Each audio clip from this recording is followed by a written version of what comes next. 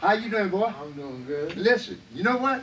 Before we let anybody tell us to start talking to us, talking shit. What key do you like to play the blues? Oh, any key. Wait now. G is all great. right, well let's play some blues. Key of G, right? Key of G. Go ahead. I'm gonna follow you. No, I'll follow you because I'm gonna let you start it off. Just play by that tempo. Go ahead. What about?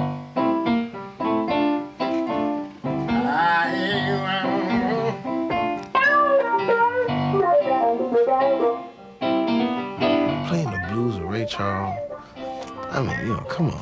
I mean, for a musician, you know.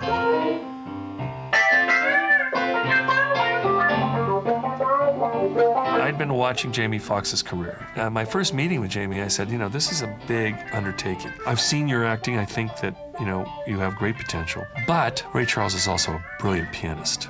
And, you know, he's going to have to play in this. And I'll have to work things out where I get a piano player to play and I make it look like you're playing and so on. And he looked at me and said, well, you don't have to do that. I play the piano. I went to college for classical piano scholarship. I said, yeah, that's what I do. I play. And in a moment I just kind of sat back and went, oh my God. I wish I could tell you I knew it in advance and it was planned. It wasn't. So the next order of business was to test him. Well, we met right in this room. He was giving me everything. He hit the Thelonious Monk, he hit the classical piano. I was like, man, he plays it all. Yeah. Oh. Is that messing around? No. Now you were just messing around. You do that, Jamie? Well, Ray is not easy, as I've said over and over again. He's a musician and he knows what he's doing.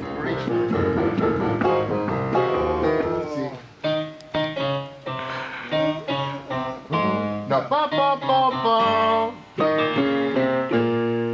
And then Ray gets tougher. Come on, man, it's right under your fingers. Come on, man. Just eight bars, you know.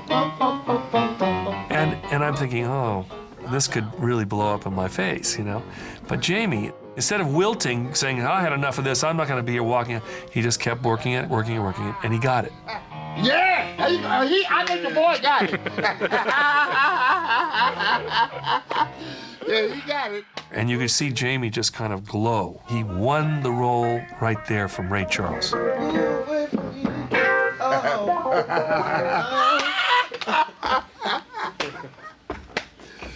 You can't do that around me, man. I get excited. I'm sorry.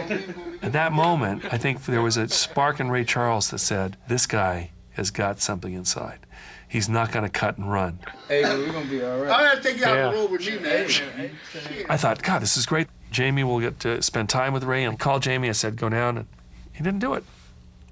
I kept calling back and saying, have you been down? No. Taylor was like, what's wrong with you, man? We did this thing, and Ray was there in the studio, and you didn't show up? I mean, and I said, I'm like a sponge. If I get the old Ray, then, you know, I won't be able to make the transitions in a sense. So. And Jamie was right. I'm saying this as a director now working with an actor. He was thinking in terms of the young Ray. So what we did was we asked Quincy Jones to help us out. We get this cassette tape. Pop the cassette tape in, and we hear, hi, this is Donna Shore from the Donna Shore Show. This is such a special day for all of us. Kenny Rogers, and of course, Ray Charles. And then you hear, Hello, you know, Donna, I am just so pleased that you even know my music. I mean, really, this is very, very interesting. You know, I tell you, you're such a busy lady, you know. I'm surprised you even had time to fool around with such trivial stuff, you know. I didn't know you read the book. I'm a fountain of trivia. All right. And I took that and made a DNA.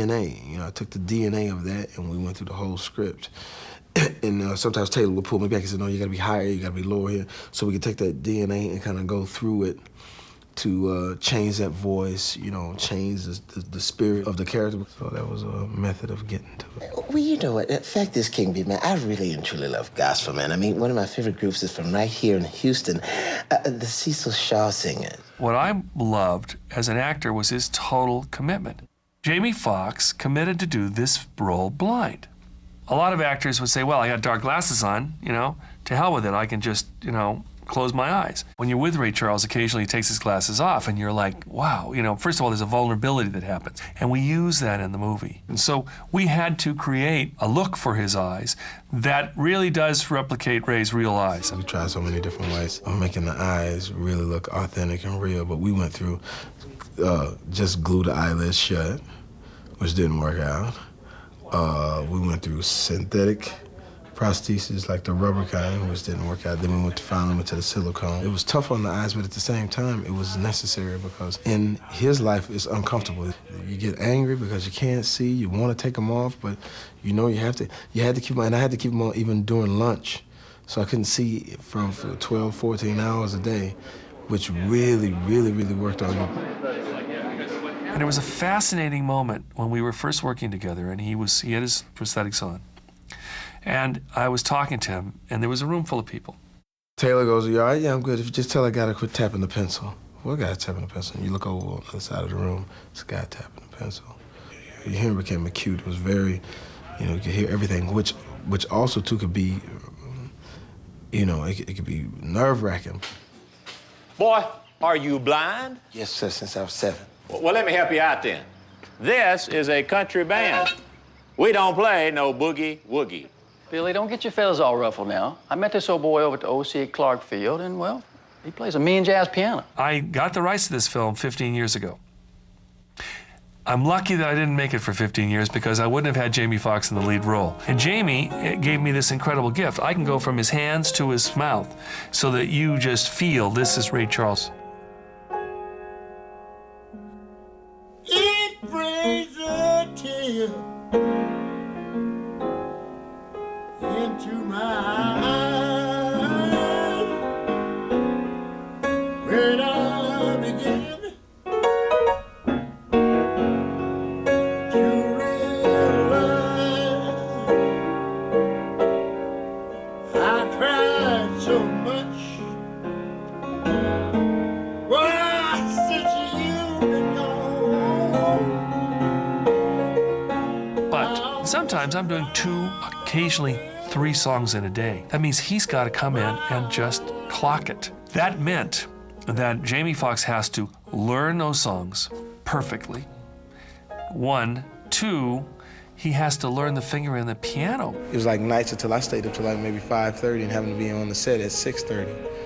But I had to get that part down so it looked authentic. I hadn't been a musician, there's no way we would have been able to do 96 cues of Ray Charles music. So he's got to be there and be ready. And he did. The genius himself, Ray Charles. When you see this film, you are watching Ray Charles perform because Jamie Foxx has made you believe that. Here's a guy that was Hollywood, he was a star, all of these things coupled together, and at the same time, by him being blind, it was a lot of things that you had to layer and put into place until it finally turns on. It was very emotional for me to watch him on set because it was too real. The way he looked, and if he turned in the sun a different way, if he turned around and looked at me a certain way, he looked like my father. It's almost like he stepped into his skin. And I think he had to truly dig deep to do that. When you have actors watching him in his element, doing what he's doing, and we're saying, is that Ray Charles over there for real? Is that young Ray? Jamie was fantastic. With someone you know as well as Ray Charles, he's part of my soul for the last 57 years or so. And sometimes I couldn't tell the difference between Ray and Jamie. The whole day through, just an old sweet song keeps Georgia on my mind. Georgia on my mind. I said, Georgia. He was such the cool person in the fact that he was really trying to make sure I felt comfortable. When he talked to me, it was like talking to his son, and hopefully his son does good in the project, and that was what was great. I heard you, but now you're brighten up my day. Oh, boy. And that's when you knew it was going to be great because he gave his blessing. You better come around me, man. Because I want you to be singing. I love you to sing, boy. That's one of the things that you can look back on your life and say, wow, life was pretty good. Oh, there you go.